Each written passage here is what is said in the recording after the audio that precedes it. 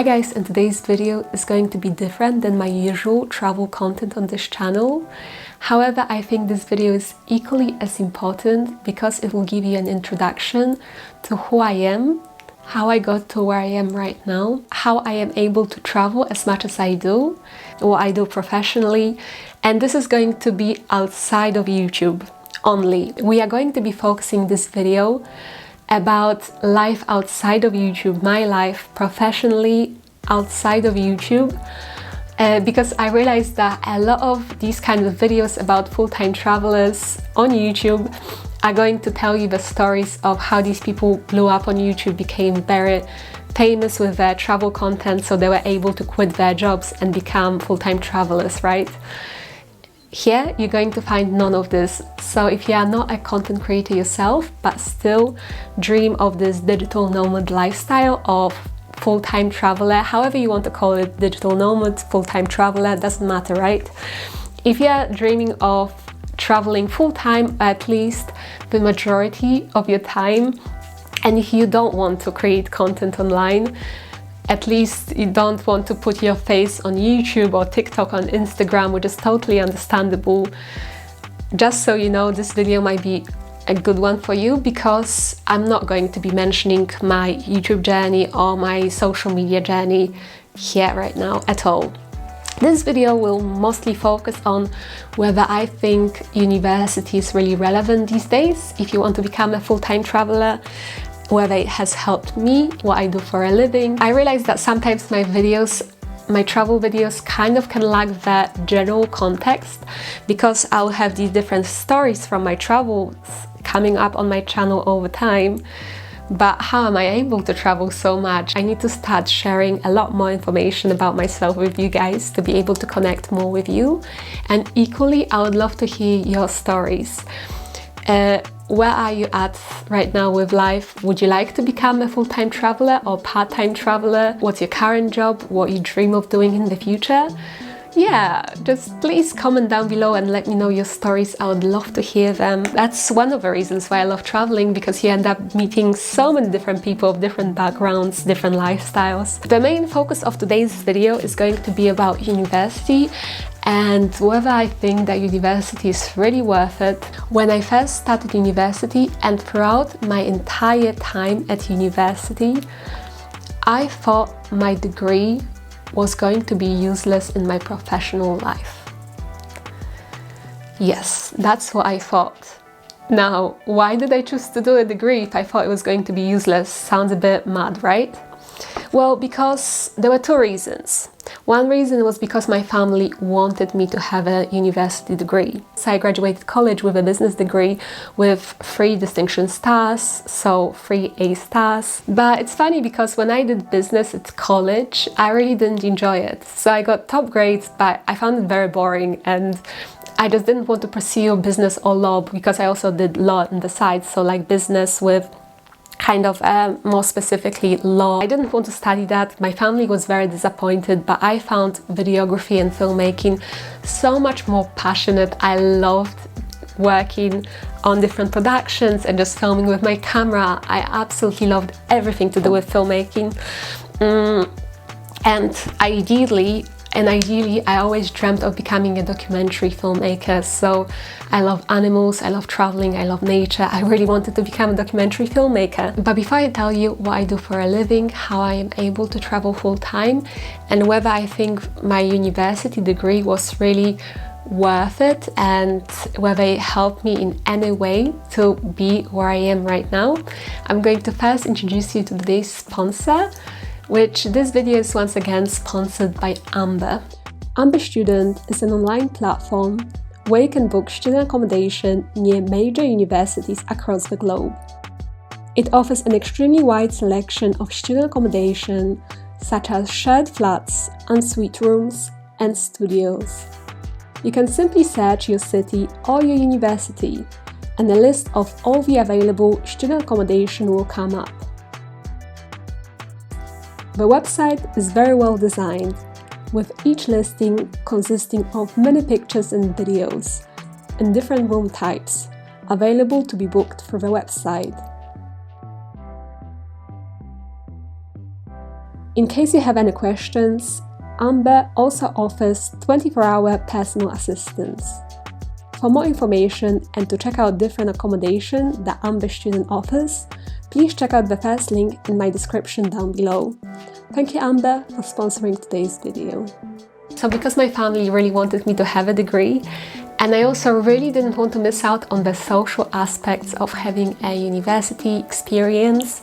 So these were the two moving factors for me in deciding, yes, I'm going to study at university, but I wanted to compromise with my family and social life also.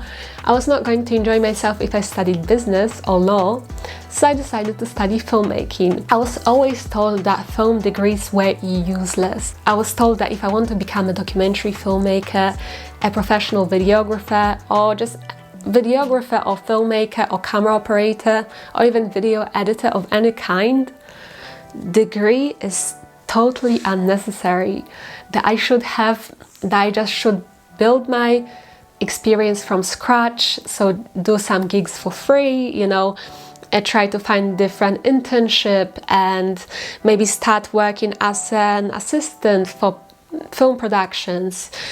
Usually when you ask any career professionals what should you do if you want to become a filmmaker, they say choose experience over having a degree. You should just jump straight into the industry. So I was filming for major television channels, so ITV, Channel 5, Channel 4 and Channel 5, as well as BBC. I was working with different productions, I was talking with different producers, camera operators, videographers who've been in this field for much longer, and they all said to me that the degree is not necessary, to just jump straight into the industry, and also not to do my master's degree. I really wanted to do a master's degree, my family really wanted me to do a master's degree, but after 3 years of being at university, when I was completely discouraged, I decided not to do my master's degree, and to be fair, I'm still thinking that I might do it in the future. That's spoiler alert for you, what I am about to tell you in the next section of today's video.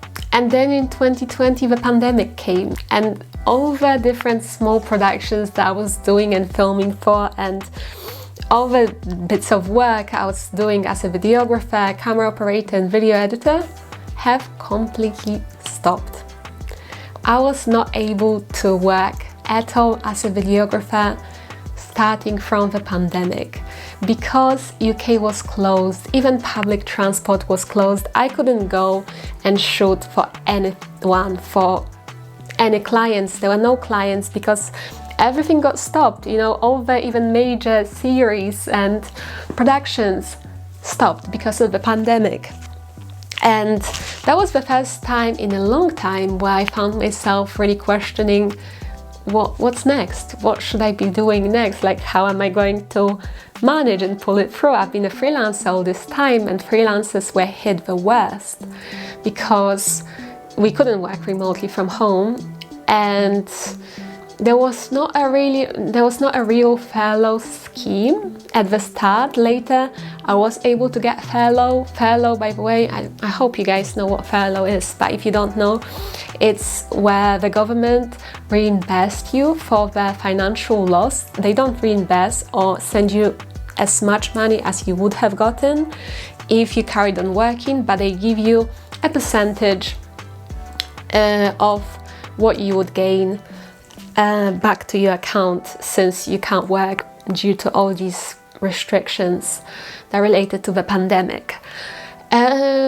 So I was getting furlough. In the end, I managed to apply and get furlough, but before then it was very stressful. But even when I was getting furlough, I was already thinking, wow, my plans collapsed, and it was so quick and unexpected, and I didn't think that something that I thought I would be doing for the rest of my life could have just like be gone and vanished. And I wasn't obviously the only person that was in that situation, let's be real. There were hundreds of thousands of people in the same position as me. But that didn't stop me questioning whether I chose the right path, whether the path that I chosen was really making me as happy as I could have been. Because at the end of the day, I wasn't free.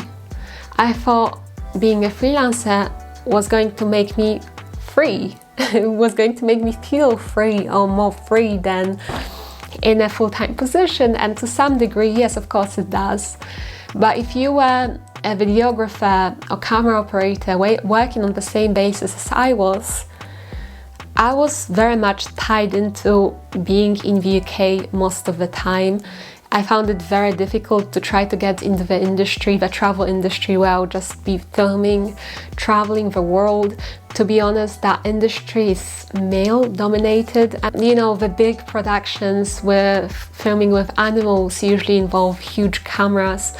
And it's not that I wouldn't be able to manage necessarily, but it's more so the productions kind of discouraging you or discrediting you from being able to do so, because they need brave, big, muscular male characters or male employees to be able to do that job. Sadly, it is how it is. You want to film in the Amazon, in the jungle, with a big camera on your shoulder. No, usually they get guys to just set up the cameras somewhere and hide and not actually do much of the filming. And yeah, it's very rare and very hard for female camera operator in those industries, in that field, unless you self-produce your own videos, such as YouTube. But as I said, I'm not going to be talking about YouTube today. So yeah, the lack of freedom, being tied to be in the UK, and also just the fact that my work simply disappeared, it all made me feel like maybe there are some better options for me to explore. Maybe there's a different career path that I could choose that would be more suited for me, that would be more reliable. That would not mean that I'm completely left without jobs and without any sort of possibilities and any opportunities moving forward. And maybe that would be something that would just give me more freedom with my location. That would mean that I could finally travel full time, something that I've always dreamed about and something that I thought being a freelance videographer would allow me to do. But actually it's not as easy, because if you want to just be a freelance videographer and move to different locations and find different jobs, you not only have to think about, oh, where could I find my next contract? Oh, I really want to live in Australia, but how difficult is it going to be to get a job there? It's not just finding the job, because it's finding the job as a foreigner, which is much more difficult, because you could have the most perfect looking portfolio. You could be the most charismatic and talented and creative person. Doesn't matter. If the company doesn't have the funds, the budget, or the willingness to sponsor your visa, you are not going to get employed in different countries. In the US or Australia, the pay would be amazing, but as I said, there are problems with visas. So this ideal way of living that I have created in my head, and this plan for my life that I have created in my head, it all had fallen apart. And I'm not saying it's not doable, but I think it would be very hard for a girl like me to be a videographer working all over the world, traveling to Africa, doing these projects that I've dreamt of doing as a videographer. Maybe a producer, maybe assistant producer would have been easier, but still I would not travel as much as I wanted and have the freedom, because the easiest would be to work for a UK company that would just send me to all these different places. So then, as you can imagine, I've discovered the amazing opportunities and the amazing life that remote work offers. I had my written skills, I had my creative skills, I had my content creation skills, filmmaking skills, and all of this kind of just started to really tie together for me, because university meant, before university I was always interested in filmmaking, but all I knew was camera operating and video editing. I've never used any of the other software, Illustrator, After Effects. I've never written scripts, which I started to do at university. I never had to write such comprehensive, such long articles, and working with so many different media, digital media, you know. I even have done a lot of broadcasting at university and live television, and all these different skills started to really tie together. And I understood that I could be a marketing manager, marketing executive, I could be social media manager, social media executive, I could create digital content, I could be video editor, I could be a head of content or head of marketing. All of these jobs that I've mentioned, I had been doing since I've discovered that actually with all my skills, I could just work remotely, doing what I love, but not being tied to a location. However, this is where it gets tricky. You could say that I gained all these skills, yes, through having these different assignments at university. However, you could easily self-teach yourself that.